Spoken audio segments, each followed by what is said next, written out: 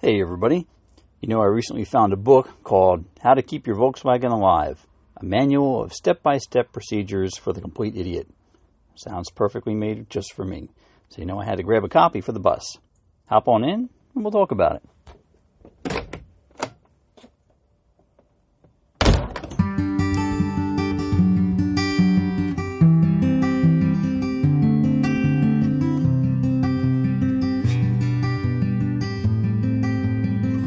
Welcome to Wilson, the VW Bus, the podcast about me and my adventures in my 1967 camper bus named Wilson. I'm your host, Joe, and again, I'm coming to you from inside the lush, blue-plaid, westy interior of my VW camper bus. I wanted to start off this episode by telling you about an adventure. I headed out to make my biannual pilgrimage to the Carlisle Spring Swap Meet in Pennsylvania last week. The old car swap meets are a tradition that have been part of my life for the past 30 years, and they started with the Englishtown Raceway Park swap meet here in New Jersey when I was a very young man, just after I started driving my first car. Some years I would sell stuff, some years I would buy some stuff, but I loved getting up before sunrise and grabbing my dedicated swap meet backpack, which was always loaded with the goodies that I might need for my adventure. A parka, in case it started to rain. What else do I have in there? A tape measure, shop rags, latex gloves, pen and paper, a multi-tool Leatherman, some sunblock, and of course, some snacks and a water bottle. Well, I left around 5:30 a.m. on a Friday and arrived in Carlisle a few hours later. This year was different from the recent events there, however. The place was packed. The line to get through the gate took me over an hour just to get in. I'm willing to bet there was a record-setting attendance for this year's event in Carlisle. I started in the closest corner and systematically worked my way from one side through the huge 82-acre fairgrounds all the way to the other side, hitting every single aisle and vendor. I'm pretty sure I walked past everyone to see what they had for sale. Now, admittedly, there isn't much Volkswagen material there available at this event. Maybe 3 to 4 guys selling Volkswagen parts out of the hundreds or even thousands of vendors there. That's it. Not a lot of VW stuff. Mostly old, antique cars. Fords, Chevys, Mopars, all the traditional American stuff. It's the experience, though, that really drives me through the event. And the carnival-like food doesn't hurt either. Even though I didn't get any parts, I still had a great day. I told my wife that unless I need parts for another project, I might take a little break from Carlisle in the future, just because it's a long trip to get out there and back, and I currently don't have anything that I need there other than a fun day in my element. Oh, one pleasant surprise I did come across was a guy selling a '59 European import Volkswagen panel bus. As soon as I saw it, I knew I had seen this bus before. If you've ever watched the YouTube TV host Dennis Collins, he's good friends with Richard Rawlings from the Gas Monkey and Fast and Loud TV shows. Well, Dennis has a YouTube channel and a show called Coffee Walk. And this bus that I was looking at for sale, now in Carlisle, Pennsylvania, was the star car from episodes 150 and episodes 242.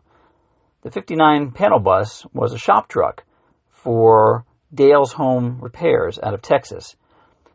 When Dennis took a look at it, it was completely covered in moss, and he bought it from the original family. It was mostly rust-free, with a bunch of wooden utility shelves in the interior. The original owner bought it new for, I think, $1,900, used it for 13 years as a work truck, and then parked it in 1972 with about 38,000 miles on it. Dennis eventually sells it to another guy who gets it back on the road, and this is the guy who has it for sale now at the swap meet. I especially love the part in episode 242 when Dennis says, I tell you what, this is the most fun I've had in a while. If you guys ever get the chance to drive an early split window, there is nothing like it. This is an absolute pleasure. Unbelievable. The seller was now asking $39,500, which I thought was a little pricey for a panel bus, but it has semaphores, and I think they're awesome, and you never see those. If you don't know what they are, there are these little flags that pop out of the side of the bus for the turn signals. I don't think they did them much after the 50s. I threw a few photos of the bus on the Wilson Instagram if you want to see it, or get the phone number of the guy if you're in the market. Now, as I alluded to in the episode intro, I recently purchased the VW book, How to Keep Your Volkswagen Alive, a manual of step-by-step procedures for the complete idiot by John Muir. I've heard about this book from a few sources, and I didn't have a copy, although I do have a PDF copy of a Type 2 shop manual on my desktop and my phone. I saw this vintage, spiral-bound copy printed in 1980, and its 364 glorious pages of tech and beautiful hand-drawn diagrams for VW repairs. I especially love the spiral binding, so you can open the book to a page and lay it down flat and work on it at the same time while you read it. I have to be completely honest, though. I had this book next to my nightstand, and I've been carrying it back and forth and around to work and kept it with me for the past few weeks, and I've yet to really read through it. I skim through it and mostly look at the illustrations. They're beautiful. I think they're great.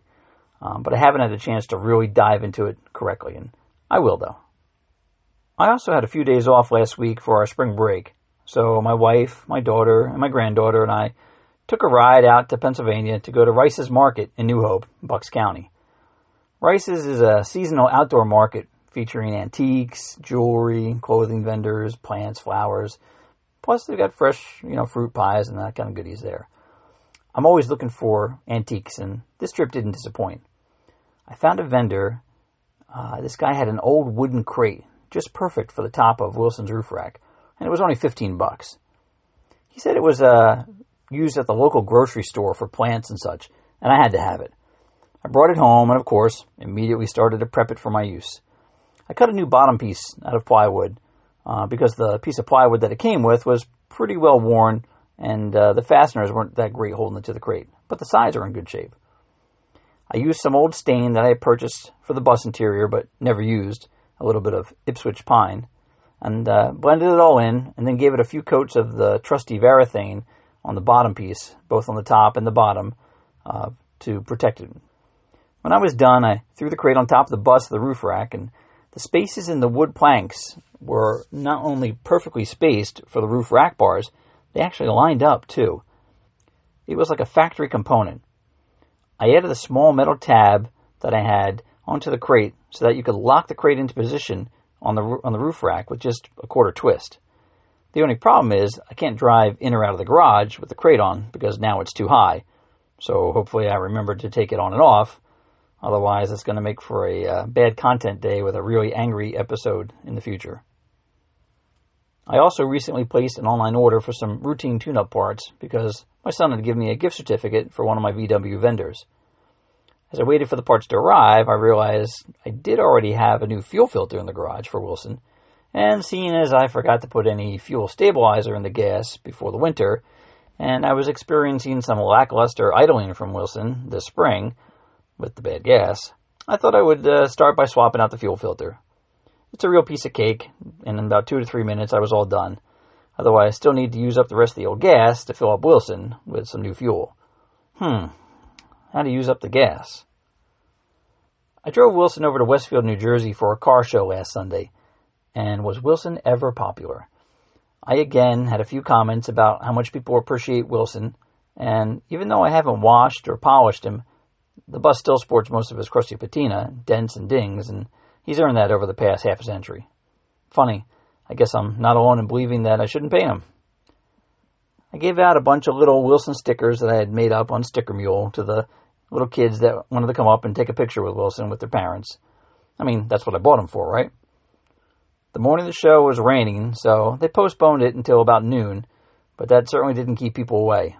The event was packed with hundreds of cars and bikes and Jeeps. The only thing I really didn't appreciate was the massive speakers that some of the participants had either in or on top of their cars that were blasting the music so loud it was actually difficult to speak to anyone. And that's my favorite part about being at the show. I know I must be getting old when I finally say it's too loud. I guess I can't wear that old t-shirt of mine that says if it's too loud, you're too old anymore. I did meet this older gentleman and his granddaughter. She was maybe in her early 20s, I guess. And he was very interested in my recently acquired wicker picnic basket that I had on the main table here in Wilson. He kept asking me, "Where'd you get that? I've been looking all over for one just like it."